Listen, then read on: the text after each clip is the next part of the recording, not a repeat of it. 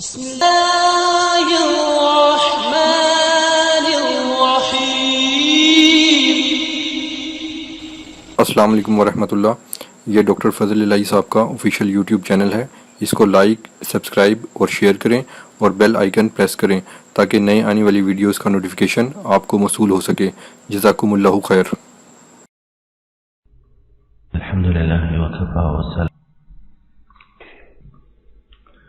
اللهم انفعنا بما علمتنا وعلمنا ما ينفعنا وزدنا علما سبحانك لا علم لنا إلا ما علمتنا إنك أنت العليم الحكيم۔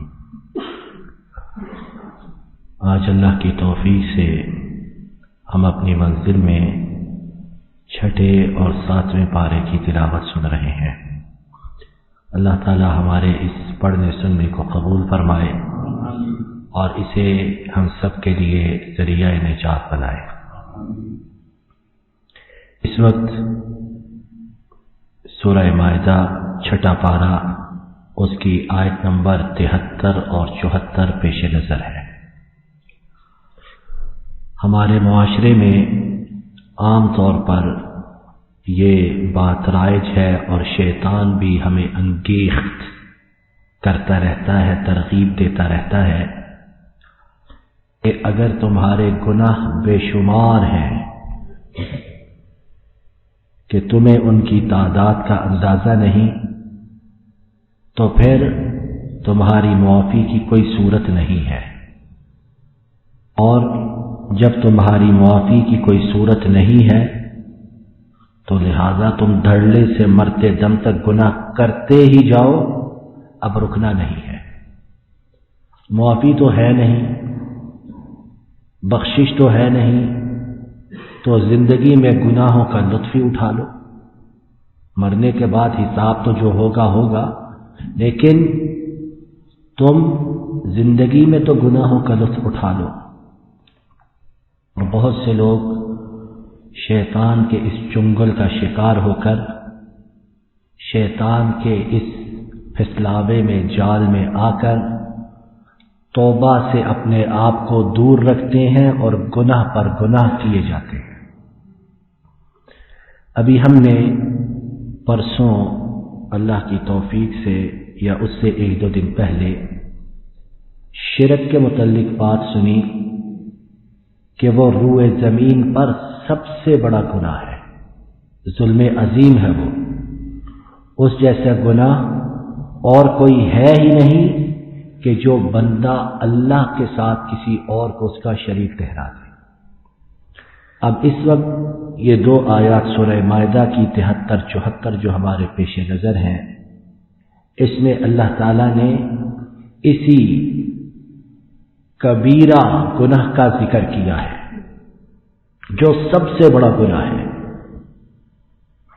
فرمایا یقیناً ان لوگوں نے کفر کیا جنہوں نے کہا کہ اللہ تین میں سے ایک ہے۔ معاذ اللہ، باپ، بیٹا اور بولیے بیوی، باپ، بیٹا اور بیوی۔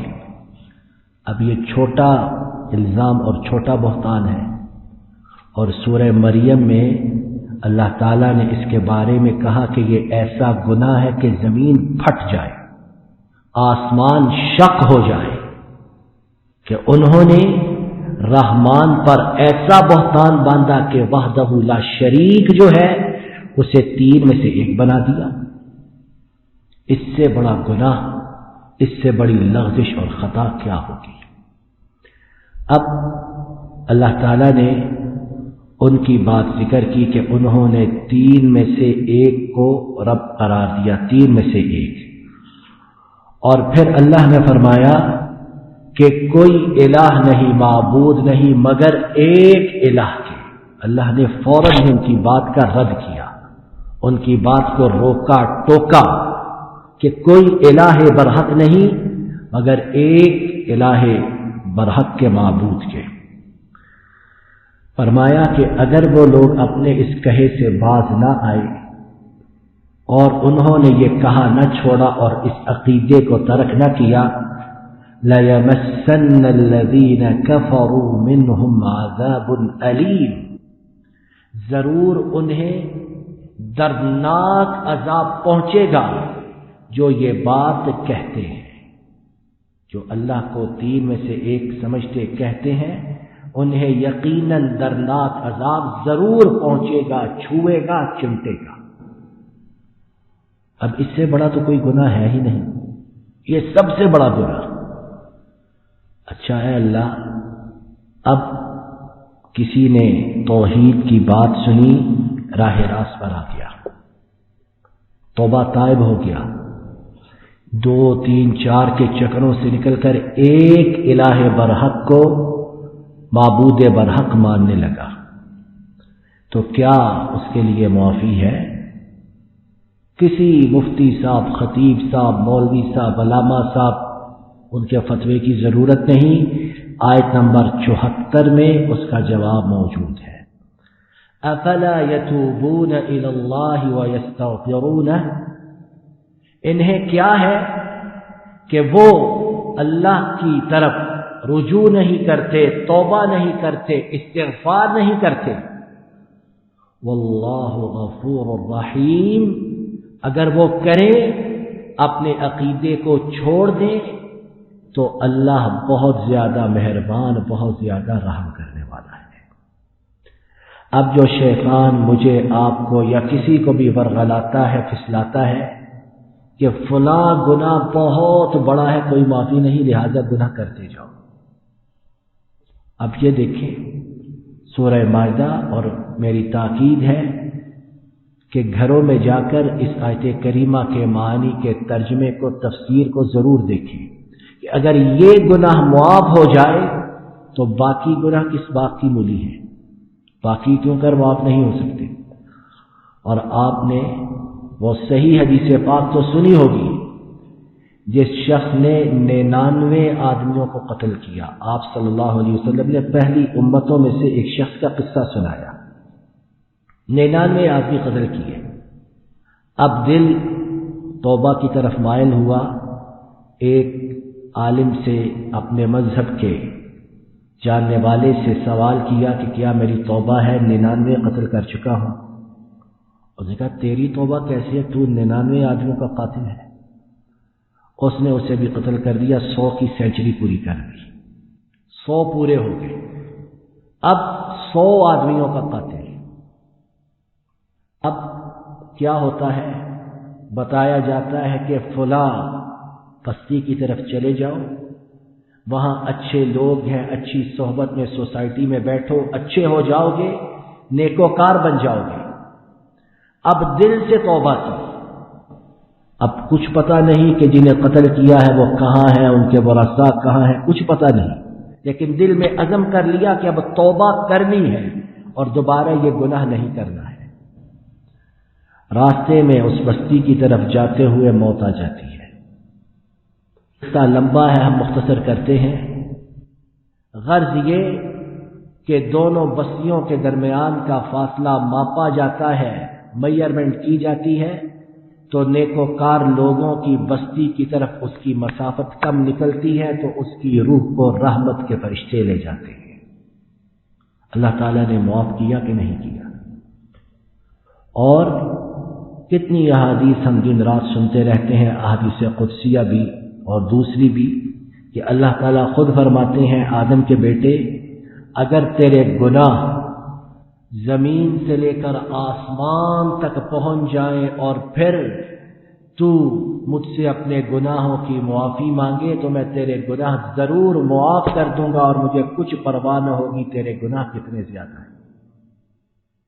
آدم کے بیٹے، اگر تیرے گناہ سمندر کی جھاگ کے برابر ہوں، جھاگ، کسی نے دیکھی ہے جھاگ کتنی ہوتی ہے؟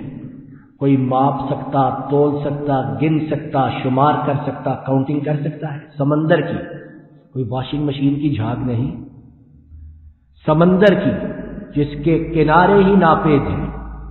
آدم کے بیٹے، اگر تیرے گناہ سمندر کی جھاگ کی مانند ہے، پھر تو سچے دل سے توبہ طائب ہو کر آئے تو میں تیرے گناہوں کو معاف کر دوں گا اور مجھے کچھ پرواہ نہ ہوگی کہ تیرے گناہ کتنے زیادہ ہیں۔ شرائط کیا ہے؟ جو گناہ کر رہا ہے اسے فوراً چھوڑ دے، اس پر ندامت کا اظہار کرے اور پھر کبھی نہ اس کی طرف پلٹنے کا اپنے رب سے وعدہ کرے۔ اور اگر حقوق العباد کے متعلق گناہ ہے تو پھر جن بندوں کے حقوق غصب کیے، ظلم کیے، انہیں پہنچانے کی بھرپور کوشش کرے۔ اور اگر کوئی سراغ نہیں ملتا، مر کھپ گئے، کوئی وارث ورثہ نہیں، کوئی پیچھے پوچھنے والا نہیں، اپنی پوری سعی و کوشش کرنے کے باوجود انسان ان کو نہیں پاتا کہ ان کا حق انہیں لوٹا سکے، تو پھر اللہ کے روبرو توبہ و استغفار کرے، رب اپنی طرف سے انہیں بدلہ دے کر اس کے گناہوں کو معاف کر دے گا۔ بات کا خلاصہ کیا؟